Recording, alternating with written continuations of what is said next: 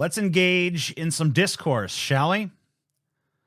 So here is an account that posted a GIF of Rorschach from the Watchmen film and says, if you don't understand why Watchmen's Rorschach is beloved and the actual true hero of Watchmen, then you've missed the point of heroes. Hashtag Watchmen, hashtag DC Comics, smiling devil emoji. Oh yeah. This is where we're going to have a discourse now. So I don't know how many of you guys are not familiar with Watchmen, but if you are, there will be spoilers. Both of the comic book and the film, they're not too different in most regards. The main difference between the two of them is that the villain of the comic book wants to unite humanity by giving them all mutual terror of a giant space squid that has destroyed New York City. And the film version decides that that terror should actually be at Dr. Manhattan, who has now turned against humanity in the narrative. And the thought is that if humanity faces a common existential threat, they will set aside many of their geopolitical differences and band together to take on that threat. Now, in a post-COVID era, this seems less likely to be true than it did when the comic was written and when the movie came out. But still, that was the idea. The main villain of Watchmen is Ozymandias. I believe his real name is Adrian Veidt. Wanted to use this method of bringing humanity, together. In both instances, it involves the destruction of a major U.S. city. Hey, if you like this clip, you might like the full stream, which I do every Sunday, more or less, over on the Pessimist Productions Patreon, link down below. Thank you kindly. The only person who wants to reveal Ozymandias's, intentions after they've already been carried out is Rorschach, who decides he is going to tell the world about what has really happened here. And for that, he is destroyed. And I suppose that we can admire that on some level because he stuck to his principles. And we all respect people who stick to their principles, even if we disagree with the principles themselves. Now, all the other characters in the story were trying to stop Ozymandias from doing this. It basically, by the time they understood what was really going on, the thing had already been carried out. So there was no real way of stopping it anymore. It already happened. But had they known what was actually going on, they would have attempted to stop it from happening. But once it had already happened and they kind of saw, hey, humanity is actually being united by this, they said, well, something good might as well come of it. It's already been carried out. It's already been done. The lives have already been lost. We might as well have world peace. And Rorschach is like, no, the truth must be told. And for that, he was killed.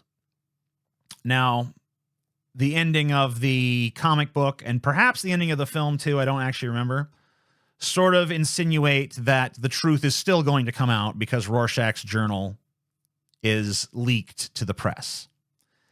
And it's looking like they're going to publish it. So here's some stuff that I had to say about this tweet when it came out. I said, this is the problem with writing a fascist character, honestly. No matter how much you make them a cautionary tale, fascists will still love them. Same thing with Starship Troopers, the film. Even though it's an obvious satire of a fascist society, I've known so many right-wingers who think that that society is based. And this is kind of the problem of trying to write a character that is fascist in nature and trying to write it as a cautionary tale. Because if you're honest about what fascism is, fascists are not going to care about how they're framed. they don't see the society of Starship Troopers as problematic. They don't see the mentality of Rorschach as problematic. No matter how much you display the inherent flaws, they're always going to embrace it. I mean, look, they didn't learn the lesson from actual history. They didn't learn the lesson from what happened when human beings actually tried to institute fascism. They didn't learn the lesson from that. So what chance do you really have with a fictionalized version of it? They didn't learn from the real thing. So expecting them to learn from a character or a satire is expecting a little bit much of them. And this is not even a case of like right-wing media illiteracy. They understand what's going on in the Starship Trooper Society. They just like it. They understand what Rorschach's mentality is. They just like it. And, you know, Rorschach as a character is extraordinarily punitive. There's not a rehabilitative justice bone in his body. If you've done wrong, you should be punished. Brutally, mercilessly, without question. That's his mentality. So there's no sense of rehabilitative justice there. Now, that alone would not be enough to make him a fascist. That would just make him fucking tough on crime or whatever. But when you couple that with his contempt for the hoi polloi, with his contempt for women, with his contempt for homosexuals, with his contempt for minorities, the full package of Rorschach is basically just a right-wing hate monger who happens to have some principles. And he stands by those principles. And we can, I guess, admire his dedication to them. But they're not the correct principles. Even his decision to stand by the truth at the end of the day, not really an intelligent choice. Because what's happened has already happened. Whether you're talking about the Squid version or you're talking about the Dr. Manhattan version from the film, Adrian's plan has been enacted. Ozymandias has done what he set out to do. He has already accomplished the goal of destroying the city, blaming it on an external threat, and, you know, uniting humanity. By the way, in the context of the story, humanity is on the brink of World War III. And his actions avoid World War III. So at that point, you got to just take it as the silver lining. You have to say to yourself, well, I mean, the truth coming out means that humanity is probably going to destroy itself still. If this is what it takes to avoid the destruction of the human race, look, we tried to stop Ozymandias from doing this. It's already done. We can't stop it. We're powerless against it. We might as well reap the benefits from it. Because the benefits from it mean that humanity gets to continue existing. And without this event, humanity poses an existential threat to itself. This event removes that from contention, so we're better off going along with the lie.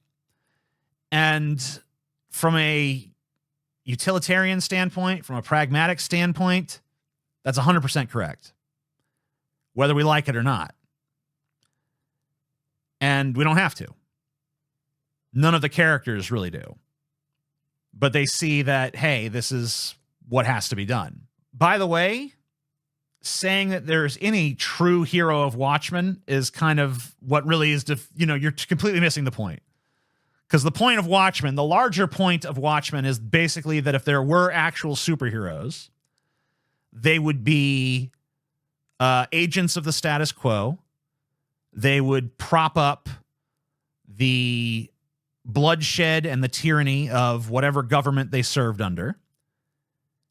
And they would not be remotely something to look up to. They would not be remotely something to venerate or hold up as examples of heroism. And that includes Rorschach, and that includes all of them. This is Alan Moore, the creator, writer of Watchmen, talking about his feelings about Rorschach and those who admire Rorschach. He says, I wanted to make Rorschach as like, this is what Batman would be in the real world. But I have forgotten that actually, to a lot of comic book fans, smelling, not having a girlfriend, these are actually kind of heroic. So Rorschach became the most popular character in Watchmen. I made him to be a bad example, But I have people come up to me in the street saying, I am Rorschach. This is my story. And I'm thinking, yeah, great. Could you just like keep away from me, never come anywhere near me again as long as I live? Now, if you're going to use a sort of leftist lens to look at this quote through, you have to acknowledge the concept of the death of the author. You have to acknowledge that authorial intent doesn't truly matter as much as how a work is perceived by the audience at large.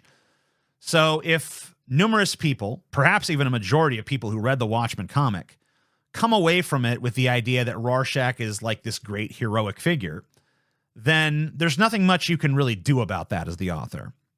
That's just their perception. That's just the conclusion they've drawn. And you're not able to make them draw some other conclusion. You're not able to tell them, no, that wasn't my intention. They don't care. The work is out of your hands. You've already put it out into the world, and this is what you get. Unfortunately, for the authors of the world, once you put something out there into the zeitgeist, it's out of your control. It's out of your hands. How people interpret it, what characters they choose to like, what characters they choose to venerate or emulate or any of that stuff, that's all now completely out of your hands.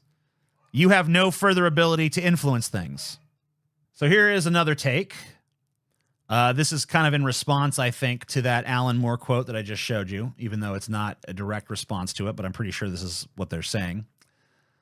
This person says, I can still picture Alan Moore crying and pissing himself when he wrote the last pages of Watchmen, realizing Rorschach was right. I don't think that he did.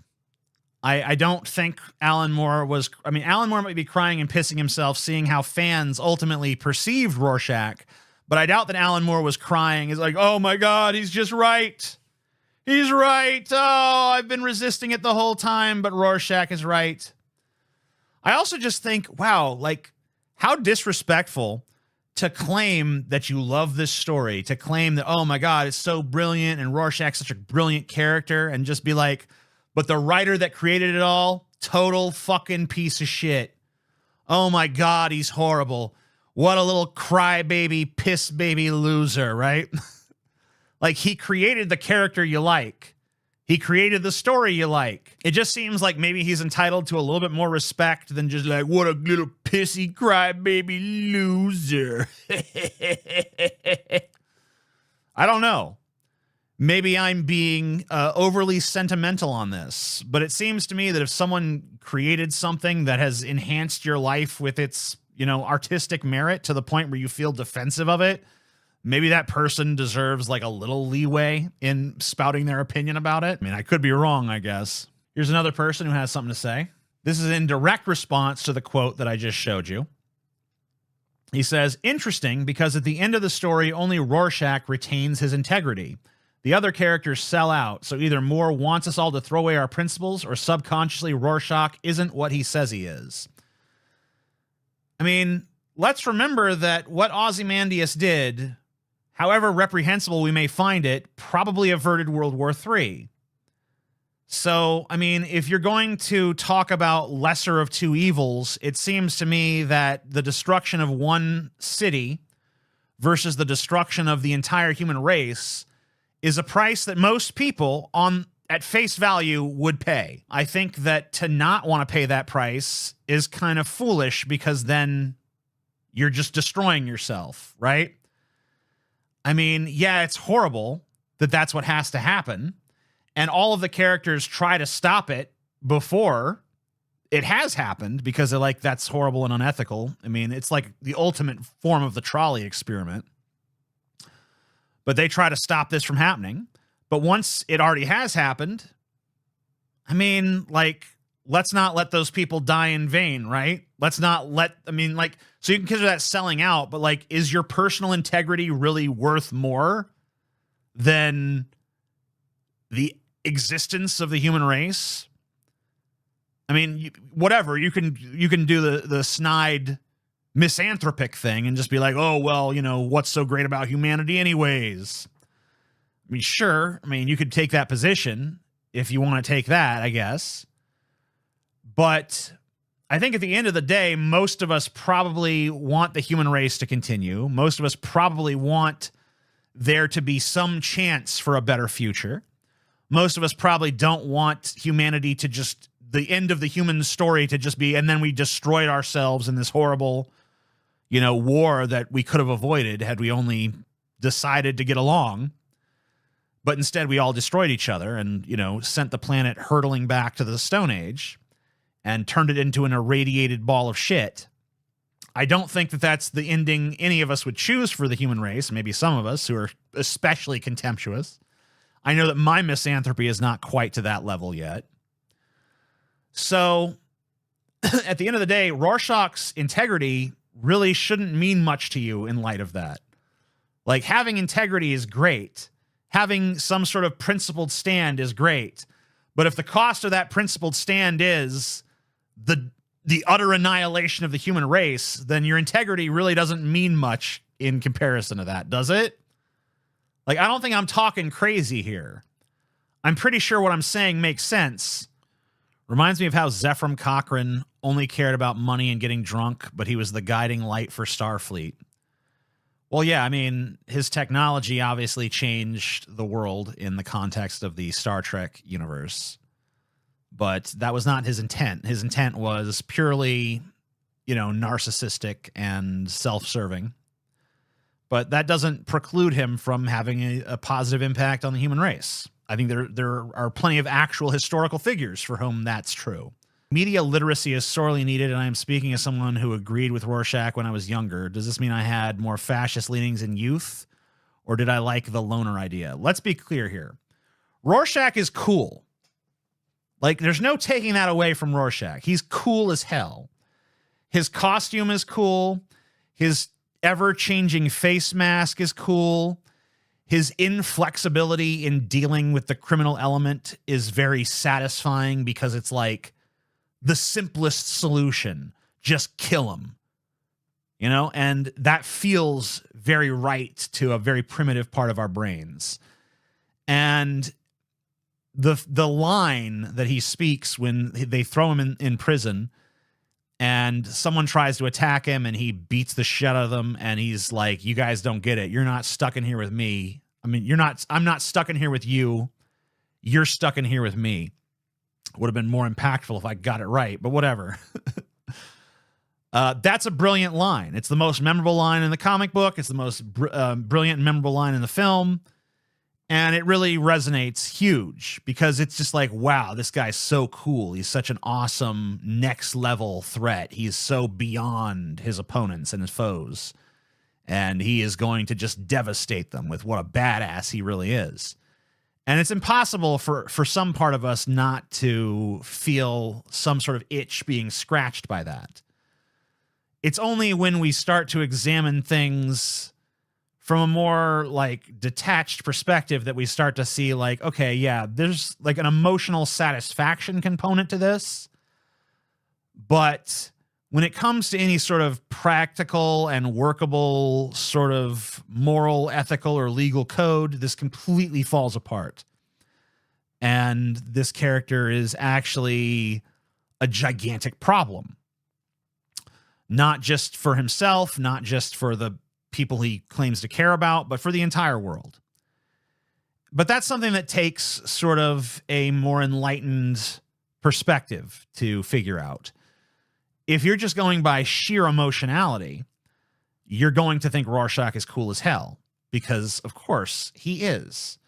And a lot of the same stuff that makes Rorschach cool as hell to us is also what makes a lot of iconic superhero characters that are not framed in this sort of negative light cool to us.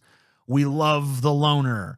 We love the guy who's driven by his hatred of crime or his hatred of corruption to do extreme things that the rest of us don't have the balls to do. Like, that's a very satisfying narrative. And it's very easy for us to say, to slip into that, right? It's the same thing as like Death Note, where you have, Kira as this force for, extreme justice in the world. All those who are not part of Kira's master plan will be unceremoniously killed. They'll just be wiped off the face of the earth because they don't deserve to exist. They forfeited their right to exist with their disgusting and evil actions, and now they will be systematically eliminated, and peace and prosperity and goodness will, sweep across the land, right? And there are people to this day who identify with that character and say, yes, Kira was right. Even though the narrative clearly goes against that. The narrative clearly is not that you're supposed to identify with and like Kira, but people still do. Because the simplicity of his solution is emotionally alluring to us. It would not actually work. It would not actually make the world a better place, which is what these narratives are trying to tell us. But we're blinded to that because we're just so emotionally satisfied by them. And so that, I think, is the allure of fascistic solutions to begin with. It's just like everything that we see is wrong with the world, just deal with it in the most harsh manner possible, and then voila, utopia. But unfortunately, that's not how it actually goes down. Is Light/Kira a fascist? I don't know that I would necessarily label him a fascist. Maybe almost more of a monarchist, because it seems like he wants to be the god king of the world, which I relate to, obviously. I love the idea of, having and exerting absolute power over reality. Who doesn't? It's a very alluring notion, right? How would a death note in the right hands not save the world? Maybe it could, if you used it to do, I don't know, I got to be careful how I word this. If you used the death note to push back against the powerful forces and moneyed interests of the world, then perhaps it could begin to create more of a sense of equilibrium in our social dynamics and potentially improve the world. But using it to, wipe out scores and scores of, rapists and murderers and low-level criminals, you're not really addressing systemic issues at that point. You're just creating a new social pressure, basically.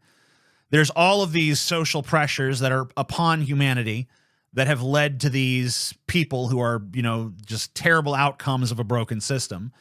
And instead of using the death note to fix that system, you're basically just using it to sweep the problematic elements under the rug and say, no. We're just going to deal with the aftermath. It's like if you have a machine that creates misery and, instead of actually turning the machine off, you just decide we'll just sweep all the misery under the rug where we can't see it anymore. And that essentially is Kira's solution to the problems of society. If there was a sort of more, intelligent or nuanced person who got a hold of the death note and started using it against the ruling class, using it as sort of a weapon of the people, then perhaps the outcome could be something better. But that's something we could speculate on endlessly. And we would have to take a look. And honestly, if they ever do create an honest to God, good sequel to Death Note, I've heard there's some sort of Death Note sequel. I don't know what that's about, but if there was ever a real Death Note sequel that was actually impactful created, I think that would be a good thing to examine in the follow-up. Someone a little bit more nuanced than Kira, someone who used it against, regressive politicians and corrupt capitalists and so on and so forth. And we could see, does that work, or does that lead to some other unforeseen, sort of disaster? And that would be an interesting story to delve into and examine, but I don't think I could do that on the fly. But it's very appealing. Obviously, it's deeply appealing to think of, but you shouldn't necessarily be seduced by that allure, right? I think you got to be very careful when it seems like there's, this very simple, very obvious solution to the problem, because Occam's razor, I find, is often wrong in those kind of scenarios. The simplest solution is often a complete shit show, a complete disaster, because the amount of variables at play are beguiling, confusing, and astonishingly invisible in many regards. And so any action that you take on that scale is bound to have consequences that you never intended and can't possibly conceive of. So we should always be careful. Luckily, there's no such thing as an actual death note, and it's not going to just fall into the hands of some random person. So we can be careful with that.